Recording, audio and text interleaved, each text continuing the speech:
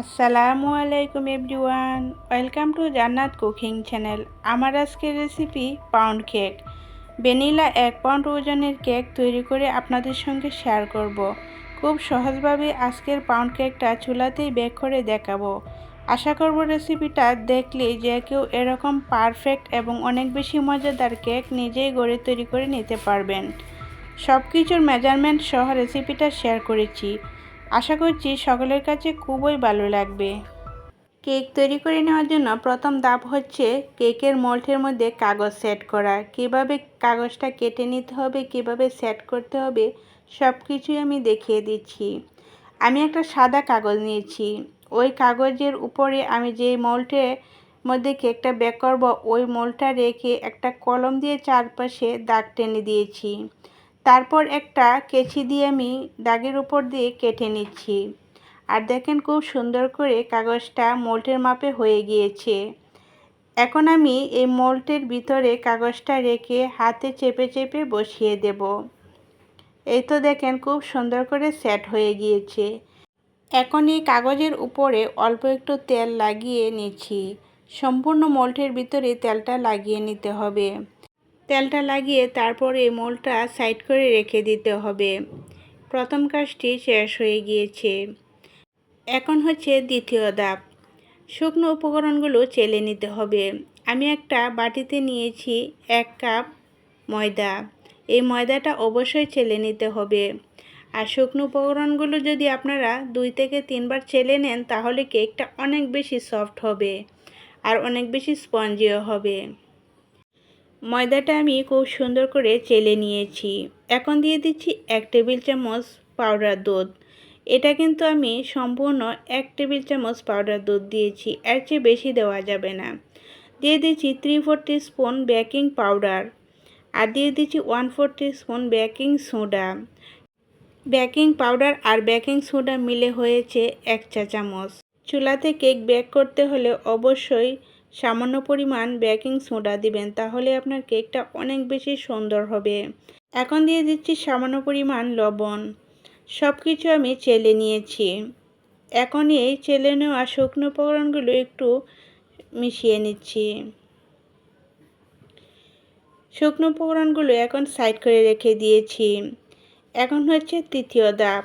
Mixing বলে নিচ্ছি 2টি ডিম, আর এই ডিমগুলো হতে হবে অবশ্যই নর্মাল তাপমাত্রার। ফ্রিজের ডিম নিলে হবে না। আর ফ্রিজের ডিম নিতে চাইলে ফ্রিজ থেকে 1 থেকে 1.5 ঘন্টা আগেই বের করে তারপর নর্মাল করে নেবেন। না হলে পানির ভিতরে রেখে আধা ঘন্টা রেখে দিবেন, তাহলে দেখবেন ডিমটা খুব সুন্দর করে নর্মাল হয়ে যাবে। এখন আমি একটা ইলেকট্রিক বিটার দিয়ে ডিমটা বিট করে নিচ্ছি। আর মিষ্টির জন্য দিয়ে দিচ্ছি 1.5 কাপ চিনি। এখানে 3/4 কাপ চিনি। অল্প অল্প চিনি দিয়ে আমি বিট করে নিচ্ছি। আর এই কাজটা আপনারা চাইলে হ্যান্ড উইচ দিয়েও করে নিতে পারেন। আমার হাতে খুব বেশি একটা সময় ছিল না, সেই জন্য আমি ইলেকট্রিক বিটার দিয়েই করে নিয়েছি। আর চিনিটা অল্প অল্প করে দিলে দেখবেন চিনিটা খুব দ্রুত গলে যাবে। এখন আমি চিনিটা গলিয়ে নিয়েছি। দিয়ে দিচ্ছি 1/3 কাপ রান্না করা রেগুলার তেল। তেলটা দিয়ে আরও 1 থেকে 2 মিনিট বিট করে নেব। খেয়াল রাখবেন চিনিটা যাতে খুব সুন্দর করে গলে যায়, তাহলেই হয়ে যাবে। এখন দিয়ে দিচ্ছি 1 চা চামচ ভ্যানিলা এসেন্স। এটা ফ্লেভারের জন্য দেওয়া হয়েছে। এখন আমি শুকনো উপকরণগুলো দিয়ে মিশিয়ে নেব।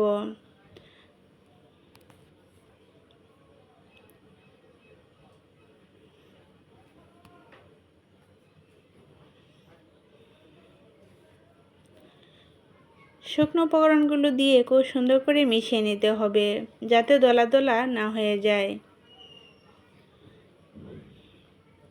এখন যে ব্যাটারটা তৈরি হয়েছে এই ব্যাটার দিয়ে কিন্তু কেক হবে না, এটা অনেকটাই ঘন হয়ে গিয়েছে। এখন দিয়ে দিচ্ছি লিকুইড দুধ 1/4 কাপ। এই লিকুইড দুধটা দিয়ে খুব সুন্দর করে মিশিয়ে নিতে হবে। আর এই মেজারমেন্টগুলো আমি সব কিছু ঠিকঠাক বলে দিয়েছি, আর আপনারা তো দেখেই বুঝতে পেরেছেন। এখন আমি একটা হ্যান্ড উইচ দিয়ে মিশিয়ে নিচ্ছি, যাতে ভিতরে কোনো বাবলস থেকে থাকলে দেখবেন খুব সুন্দর করে বের হয়ে যাবে, আর গুটি গুটি দানা থেকে থাকলে ওটাও খুব সুন্দর করে মিশে যাবে। 3 থেকে 4 মিনিট খুব ভালো করে মিশিয়ে নেবেন, তাহলে আপনার ব্যাটারটা স্মুথ হবে। ব্যাটারটা তৈরি করার পর দেখবেন এরকম হবে। উপর থেকে ফেললে দেখবেন সাথে সাথে মিলিয়ে যাবে না, তখনই বুঝতে পারবেন আপনার ব্যাটারের ঘনত্বটা ঠিক আছে। আর এরকম ঘনত্বের ব্যাটার দিয়ে কিন্তু কেক তৈরি করতে হবে। আমি কিন্তু অনেকবার খুব সুন্দর করে দেখিয়ে দিচ্ছি, আপনারা একটু খেয়াল করলে বুঝতে পারবেন।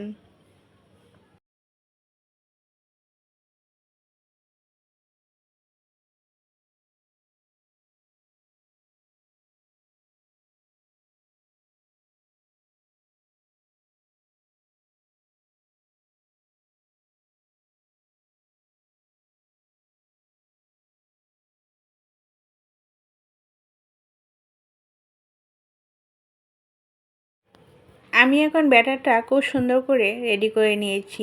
আর যে মোল্ডটা আমি রেডি করে রেখেছিলাম ওই মোল্ডের মধ্যে সম্পূর্ণ ব্যাটারটাই ঢেলে দেব।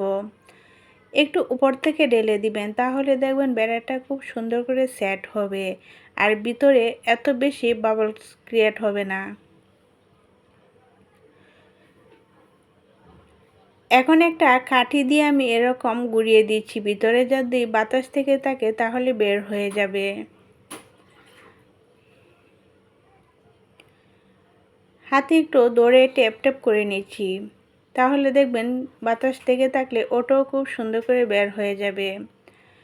আর এই কেকটা যেহেতু চুলাতে বেক করব, সেজন্য চুলায় একটি সিলভারের হাঁড়ি বসিয়ে দিয়েছি আর তলানিতে দিয়েছি এরকম একটা স্ট্যান্ডের উপরে আমি কেকের মোল্ডটা রেখে একটা সিলভারের ঢাকনা দিয়ে ঢেকে দিয়েছি। সিলভারের ঢাকনা দিয়ে ঢেকে দিলে দেখবেন আপনার কেকের কালারটা খুবই সুন্দর আসবে। আর চুলার আঁচটা একেবারে লো থেকে অল্প একটু বাড়িয়ে রেখে এই কেকটা আমি বেক করে নিয়েছি 30 মিনিট। 30 মিনিট পর আমি ঢাকনাটা উঠিয়ে নিয়েছি। এর ভিতরে কিন্তু আমি একবারও ঢাকনাটা উঠাই নাই। বারবার যদি ঢাকনাটা উঠিয়ে চেক করেন তাহলে কিন্তু আপনার কেকটা সুন্দর হবে না। 25 মিনিট পর কিন্তু একবার একটু ঢাকনাটা উঠিয়ে দেখতে পারেন, কিন্তু বারে বারে ঢাকনাটা ওঠানো যাবে না। কেকটা আমি একটা কাঠি দিয়ে চেক করে নিয়েছি, তারপর কেকটা চুলা থেকে নামিয়ে ঠান্ডা করে এখন আমি কেকটা ডেমোল করে আপনাদেরকে দেখাচ্ছি।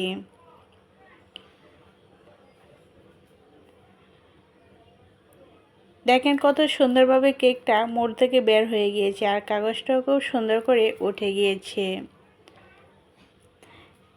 কেকটা যেরকম সুন্দরভাবে ফুলেছে, কেকটা অনেক বেশি সফট হয়েছে আর অনেক বেশি সুন্দর একটা কালারও এসেছে।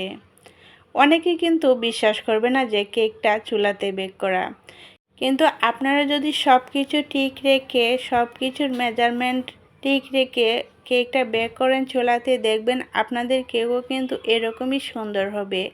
আর দেখেন মাশাআল্লাহ কেকটা কত বেশি স্পঞ্জি হয়েছে আর কেকটা খেতেও কিন্তু অনেক বেশি মজার ছিল। রেসিপিটা ভালো লেগে থাকলে একটা লাইক দিয়ে সম্পূর্ণ ভিডিওটি দেখে নেবেন আর চ্যানেলটি সাবস্ক্রাইব করে আমার চ্যানেলের পাশেই থাকবেন। আজ তাহলে এ পর্যন্তই। সকলেই ভালো থাকেন, সুস্থ থাকেন। আল্লাহ হাফেজ।